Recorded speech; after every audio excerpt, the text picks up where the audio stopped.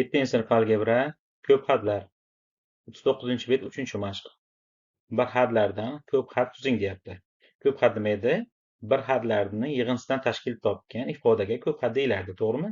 Demak, ana shularni yig'indisini topamiz xolos. Demak, 3x kvadrat qo'shilgan, yig'indisi deganiga qo'shilgan 6x qo'shilgan 9. Endi ikkinchisiga e'tibor bering. Bu yerda minus bor, a? Shunda biz qo'shilgan qavsda o'sha minus bni 5-si deb yozishimiz kerak edi. Lekin keyin qavsni ochsak, bu plyus bilan minus minus bo'ladi. Shuning o'ziga uchun minus bo'ladi, qarang. A ni 5-si minus B ning 5-si plyus C ning 4-sini.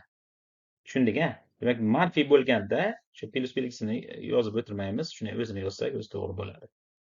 Bu yerda ham shunday, 3-sida 2x ning 4-si minus 3x minus 8. Demak, 3 ta bir hadning yig'indisi bo'ldi. Xo'sh, 4-sida boshda ikkitasi minus, e'tibor bering, minus a ning 7-si minus b ning 6-si plyus c ning 4-si. Demak, bu shu bir hadlardan ko'p xat tuzdik.